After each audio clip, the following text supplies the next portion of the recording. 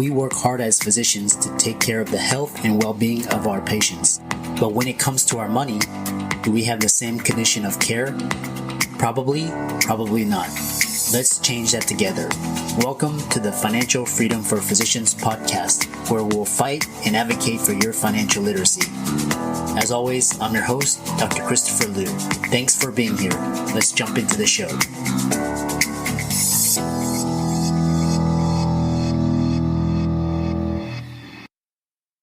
Hey guys, I want to welcome you guys to the Financial Freedom for Physicians podcast.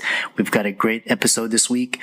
Before we begin, please hit the subscribe button as well as the notifications bell, and be sure to like, comment, and share if you like this episode.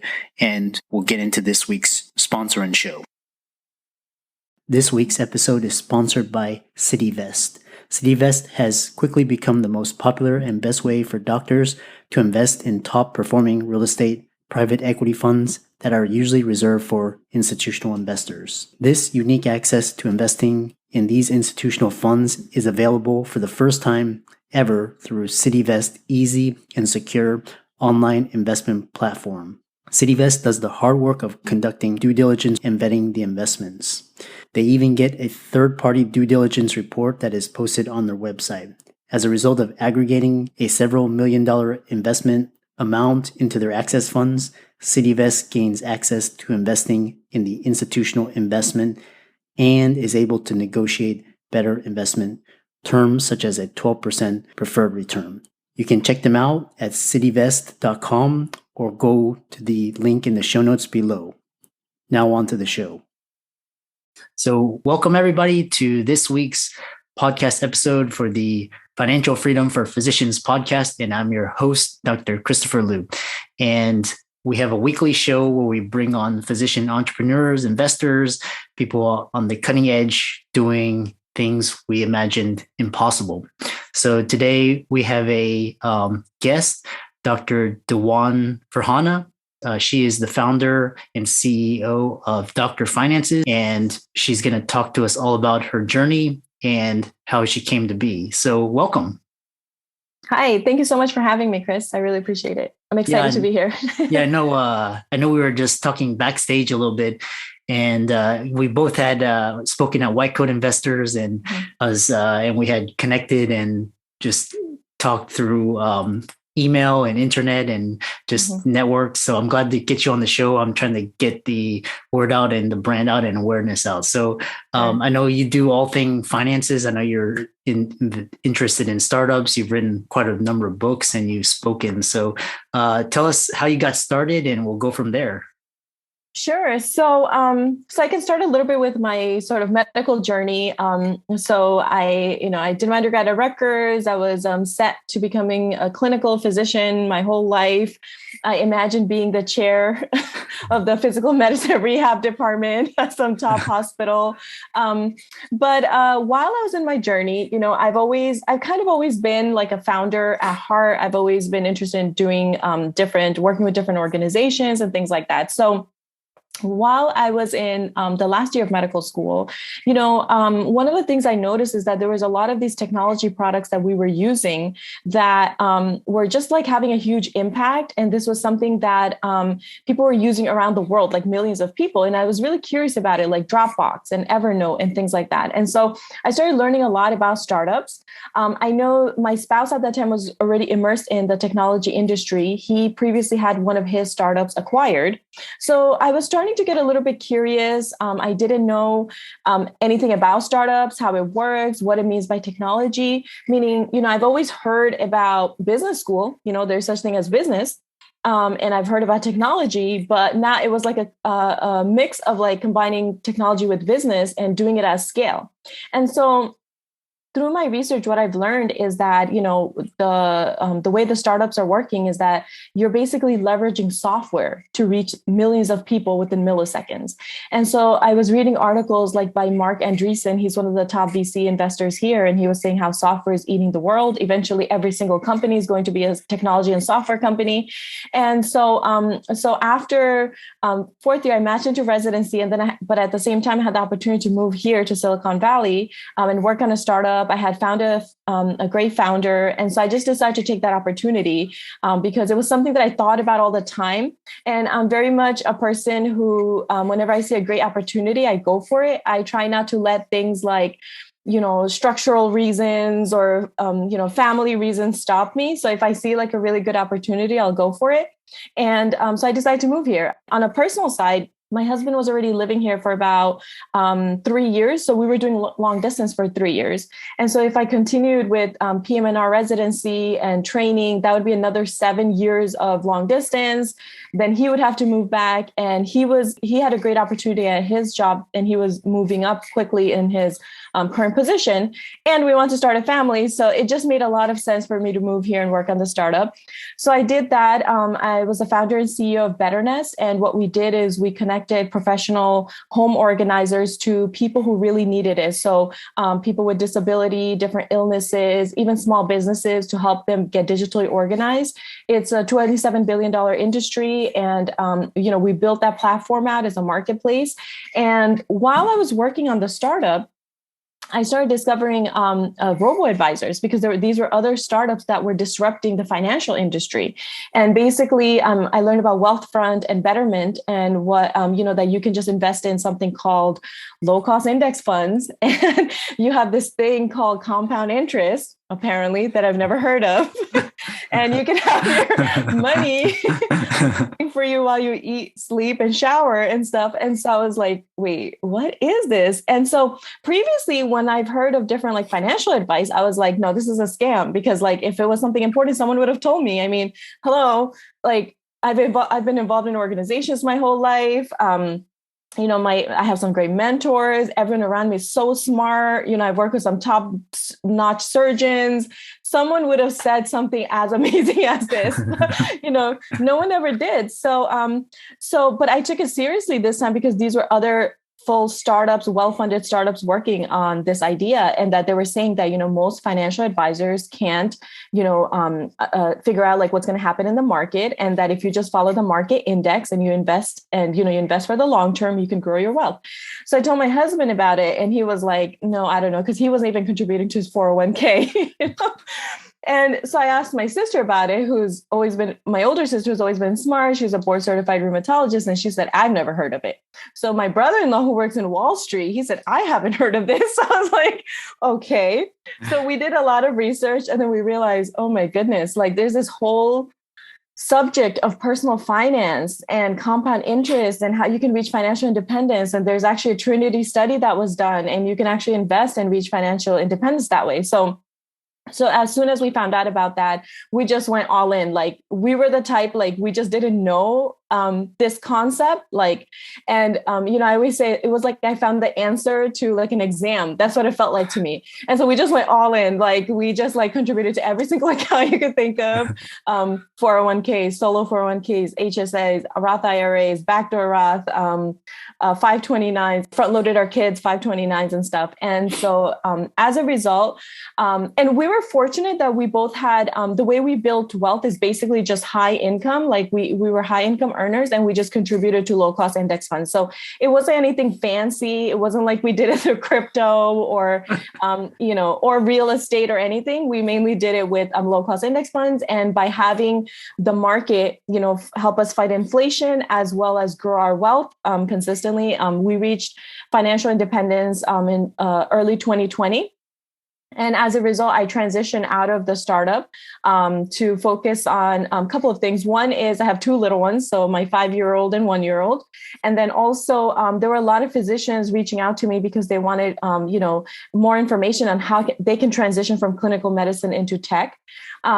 Because previously it was like, if you left clinical medicine, it was like a big deal, like what is going on, But now because of everything that has happened, which Chris, you and I couldn't predict. Now, it's like, oh, you guys are like pioneers, but really, like, I'm sure previously we were seen as like weirdos that were like, moving out of clinical medicine. But, I kind of always knew that I could go back to clinical medicine, So for me, it wasn't like, fortunately, it wasn't like burnout or anything like that. It was just like, look, here's a really great opportunity. You have this co-founder, you have this, opportunity to build this great startup. Like, do you go for it or do you, and I knew that and I'm a DO as well. So I know that there were like definitely family medicine spots, especially in certain areas that are always available for DOs. So I was like, look, I can always like do family medicine, which I always loved. I loved all aspects of medicine. Ultimately, I like PM&R. And so that's what I did. And so I did, I do consultations for physicians. And then I started teaching personal finance online because I was like, wow, other people need to know this information. So I started posting, I think it was back in 2016, 2017, about this information, disability insurance and stuff. And then now I'm recently doing a fellowship on venture capital because I'm interested in potentially joining a venture capital firm in the near future. And so that's where I am. That's an amazing story, and I think we have so many similar paths because my path was in 2008, and I was in it was an orthopedic residency, and there's this the 2008 crash, and there was just all these markets on sale. So, and I came across this really interesting decision making way of looking at things that was coined by Jeff Bezos. And he was like, if you have a fork in the road, you want to go when you're 80 and look backwards and see would making this decision or not making this decision leave you with regret. So, and it's a very fascinating way to think about things. And that's sort of the way I think about things now. Mm-hmm. And it's like, 2008, and then of course, your decision. So, these takes a lot of courage, and there's so many resonating, and, I'm fascinated with the tech space. I'm involved with, these entrepreneurs and NFTs, DAOs, Web3, metaverse. So that's like where my focus is now, but it's so awesome to see physicians, forward-thinking physicians thinking about where we're headed into the next 20 years. Where are we going to be? Really breaking outside of these traditional modes of thinking. So, So tell us about your startup, and it's exciting. I want all my audience and listeners to know more about you and about what you're doing. Yeah. One of the big questions I get is like how, one is, how can they do what I did? And also more importantly, like how can people join the tech industry? And, I think it's so important that physicians to be aware that they can join the tech industry because there's so much opportunities here. I was talking to a couple of the women that are going to attend the ACE conference. And what I was saying is, there's a lot of great options, but real estate is not the only option. There's options in pharmaceutical industry. There's options in tech industry. The pay in tech is also great. And in tech, you get paid for the value and talent you bring. So how like in medicine, if you're like the top-notch Harvard, neurosurgeon, there's like a cap of how much you can make. And especially if you go to a rural hospital, you may get paid less. But just because you're the top Harvard neurosurgeon does not mean that you're going to get the highest pay. But in tech, if you're like the top machine learning expert, you're making millions. So that's sort of like the value and the talent you bring is reflective of how much you get paid. And physicians are really well positioned to get paid well here as long as you know how to negotiate, your worth, the value that you're bringing, because everyone has a lot of talent, right? Like everyone in medicine is basically a superstar because they've worked so hard to, get to that place. And so the approach that I took is I was a founder. So in a sense, I did it the hardest way, where basically I built a startup from the ground up. And to do that, you need a really great idea, but more importantly, you need the execution and you need a bulletproof founding team. The statistics itself is hard. So 90% of startups fail. Most VC firms are not profitable. These are things that are really important to understand. And when you're also founding a startup, you should understand, like, do you need venture capital money? Because venture capital money has its own, things that you have to be aware of. And so basically you're using this money to usually the idea is that you're disrupting an industry, like Uber disrupting the taxi cab industry, or Airbnb disrupting the hospitality industry. And you use VC money to grow exponentially, often overtaking growth over profit, and so you're using that money. And basically what VCs want is that they want that money back in 10 years that they would take longer to get back, say, in the stock market over, say, 40 years or so. And so you can join as a founder. build a startup from the ground up. You have a great team. You have to raise funding. You grow. You hire employees. You make money. You give yourself a salary. And then the way you get an exit is either you get acquired or you IPO at the stock market. The other option is you can join as like a medical founder. You can join as like a founding partner, like medical founder, board member. Those are also other great options. And that's the way a lot of physicians join. So if you're interested, you can network with different startups, you can join groups, you can join accelerator programs and start contributing to some of your knowledge and information, get to meet other founders. And, you can present them with the idea like, hey, I would be interested in joining as a medical founder and so on, or be invited as a board member. And then the other way to join is to fund, right? You can be an angel investor or a VC, and you can fund startups. So that way you don't have to do any of the physical work, but you fund the companies. And that in itself is also a bit of a full-time job in itself, because, what people don't realize is that most angel investors actually don't make money because the way the statistics work is that 10% of these startups end up being successful. And that's what we see in the news all the time. But the other 90% quietly go into the dark, So as an angel investor, you have to be able to figure out that 10%. As a founder, you have to be able to build that company that's within the 10%. As a board member, you have to join that company, or a medical founder or a regular employee to join that company. But it's really important to understand is that a lot of people think that if I found an entire company by myself, maybe that's how I'll have the most impact and how we'll make the most money because I have the most equity.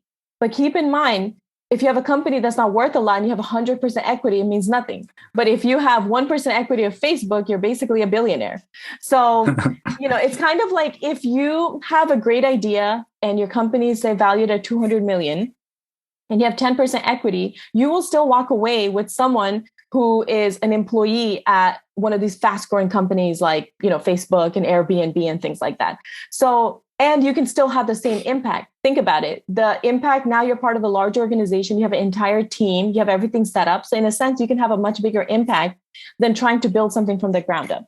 But, it's all possible. You have to go with what your gut is telling you and what works and where you are in life. But what I always say is, always understand your personal finance first, because when you do, that's when you can make big decisions. In fact, my spouse, he had a really good opportunity to join a startup 2 years ago. And so we did all the math and we ran all the numbers, and we realized that it's better for him to stay at his corporate job right now at one of the tech companies than go and take this huge risk and work on a startup from the ground up. Because if you look at the returns and the market and the salary and the equity and how much you'd get back, you're able to make that decision. So that's a really hard and tough decision to make because, even if it's a well-founded startup, but if you don't understand your own personal finance, it's hard to make these decisions. So a simple calculator and a simple Excel sheet will change your life. And so as long as you understand that, you can make almost any decisions on what company you should join and so on. That's awesome advice. I got done coaching this couple, and really they did the 20% savings plan and they're figuring out what to do. And, a lot of physicians, they're trying to get into these startups and IPOs and all of these things, and they don't have their finances, they don't understand basics. So that, that's, high risk. Right. So, you brought up a couple interesting points, especially in the VC angel investing, the startup space, it's all about network. So what are some ways that physicians can join? What are some networks, and how are ways that physicians can join these startup networks? Yeah. So first things first, you want to make sure that you're subscribed to all of these amazing technology magazines. So, anything from Recode, TechCrunch, Wirecutter, the Wirecutter is more New York Times and so any of these really VentureBeat, that's another good one. You want to make sure that you're subscribed to those. Any new startup, you're going to see it mentioned in Angel List or F6S. Or the pitch book, you can see how much, what startups are available. You can also check its funding and the level in TechCrunch or PitchBook as well. And then the best way really is just get immersed into the ecosystem. So whichever way, wherever you are in the closest proximity. So there are colleges and universities, perhaps even medical schools that have accelerator programs, incubator programs. The best known incubator program here is called Y Combinator. They gave rise to like, a Dropbox and Airbnb and Stripe and things like that. And even then, remember, all of the companies that they invest, not 100% of them end up being successful, a very small amount, but you're going to obviously hear about all the top startups. So getting into the network, and start with, from a perspective of like learning and understanding, start understanding some of the language, understand like what is the rate of success. Like a lot of people, they think that everyone is becoming a billionaire here, and that's not true. It's understanding. It's really, a lot of it's also luck. That's one thing that I definitely learned. Like I thought, if you work hard and you have a good idea, like you will be successful. That's kind of how it works in medicine, right? Like if you work really hard and you're pretty smart, like you'll get through. But that's not the case in startups because there's so many other factors that play into this. So for example, DoorDash was struggling right before the pandemic, and they really skyrocketed after the pandemic happened versus a lot of the co-working spaces like WeWork and some of like the women-led co-working spaces, they all crashed. So you never know. Sometimes everything is out of your control. So you just never know like what is going to work and what's not. You just do the best you can. And there's, a lot of factors that go into it. So networking and understanding, like, what is it that you love? How can you contribute? What's a good team that you can join? You want to make sure that the startup is funded. You want to make sure that it's in the right trajectory. Like, make sure about all of those things. Don't be afraid to ask questions. And so just get into the network and start getting on the listserv, and then once you're ready, the best way to approach a founder or to join a team is to get a warm introduction if possible. So you say, say someone knows me and I say, hey, I know Chris, he's really great. And, I introduce you, and then you'll get a much better response than cold emails. But remember, for especially VC and even many of the founders, like their job is to also read these emails, right? Like as a founder, you're hiring all the time. So you really should be reading. So any cold email that you send is okay too, because sometimes you don't have a network, and I know what it's like, especially for women, minorities, underrepresented groups that get so little funding. Like sometimes, the best form for them is to do cold emails, and that works too. So do whatever works. If you have a passion for it, go for it.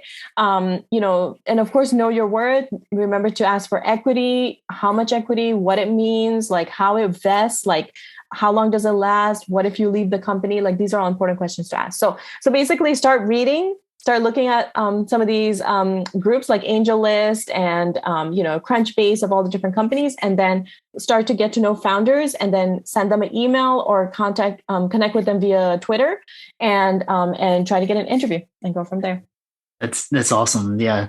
And one thing is, with you living in the Valley, are you seeing, so for example, the traditional way was you get, you went through an IPO, but, recently a lot of companies like Coinbase, they did a direct listing, they didn't, or via SPACs, we can talk about the advantages and disadvantages of SPACs, but are you seeing companies raise money through tokenization? Because I know, some crypto companies, blockchain companies, now they issue tokens, so they don't really have to go through this other, and now some, artists and creators are minting NFTs to generate funding. Are you seeing any of that in the Valley? Yeah, we're definitely seeing a lot of SPACs, which, there's controversies on all sides regarding that, and crypto and NFT spaces as well.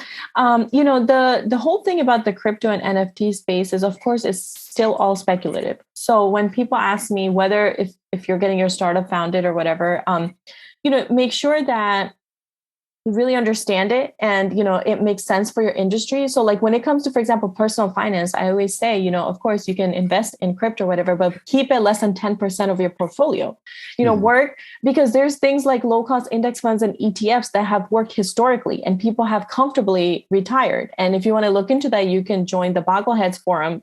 For anyone that's not aware, and you can see how so many people have comfortably and happily retired early or during retirement around 67, 68, and they were able to do so comfortably. So this is something that that absolutely works. Now, this is something like crypto and stuff. It's becoming more mainstream. I was actually not I was not against it, but I was like not for it for a long time because it just was so speculative and, but because the adoption rate is so high now, I always say, so ultimately I did end up investing in crypto, very small percentage of my portfolio, but just understand that it's all speculative. Like you can't put all of your savings and worth and everything into that, even though a lot of bros here have. It's one of those like, do you do the try and true method or do you try to get rich quick kind of thing? Feel free to play around for less than 10% of your portfolio, but, please be careful and, stick to things that work, in my opinion. Yeah, that's wonderful. Do your own research. Don't invest money you can't afford to lose. Right. Diversify. And so diversify. So some of my friends, they have 100%, like they're younger, like they're millennials. Yeah. Mm-hmm. So they have, they're 60%, some of them are 100%. They don't even worry about the stocks anymore. Yeah, and be aware that everyone's not playing the same game. Like if you have parents that give you a huge safety net and you can go and like put 100%, you're young and you lose all that money, no problem, right? You can continue working. But if you're in your 40s and you don't understand this market, like be careful. And if, that's one thing I also learned as a founder, like, a lot of the things that's not covered in the news is like how much of a safety net and privilege a lot of these founders come from. Like, as we know, statistically, white male founders from Ivy League universities, Harvard, Stanford, they literally have like pipeline programs and, they get funded and, they have this huge safety net. Like even, Jeff Bezos, his parents gave him $200,000. Like a lot of us growing up, our parents didn't have $200,000 to just give us to build out Amazon, things like even, and even it's been hard for them. Even Bill Gates, like when he left, he went back to Harvard to study again, and he came back out. And they also had like VCs were like really reaching out to them and giving them money, literally throwing money saying, come and build this because we need someone, to build this out. So, so just be careful and understand that not everyone is playing the same game. Not everyone has the same level of privilege. So be confident in who you are and what you can, your risk tolerance, and go from there. So, awesome. So be aware of that. Awesome.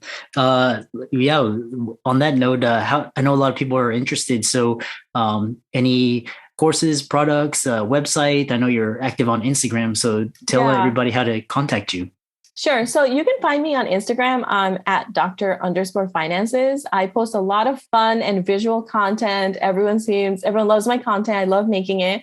I'm really passionate about personal finance because I feel like it honestly changed my life. Like if this didn't exist, like my life would be very different right now. But, I found out about how you can reach financial independence, about the Trinity study and things like that. And I have all that posted on my Instagram. So you can follow there. And I also have a course. I have a comprehensive personal finance course, everything you need to know, everything from mindset to, how to invest in low cost index funds, to estate planning, to 529s for your children. And I have 2 bonus lectures, one on how you can join the tech industry, as well as cybersecurity for physicians, since I'm also really interested in cybersecurity and how to protect yourself and making sure that, you're not hacked online and what to do if you are. So, all of that is on my Instagram, as well as my website, drfinances.com. Awesome. So on that note, thanks so much. And we look forward to hearing about your progress in the future. Sure. Yeah. Thank you so much, Chris. I really appreciate it. What a fantastic show. I hope you enjoyed our very special guest.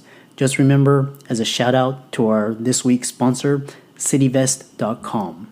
CitiVest gives you access to the best real estate private equity funds with enhanced investment terms, verified due diligence, and lower risk. You can check them out at CitiVest.com or click on the link in the show notes below to hear about their upcoming investment offerings. I'm excited that you made it for another episode. You are truly the best. If you've been following the show for a while, you know that my passion is to bring you the education you need to find your path to financial freedom. Please come back week after week for new content, new resources, and great guests. Until then, if you haven't already, please be sure to check out the website, www.drchrislumdphd.com for more support. I'll see you next week.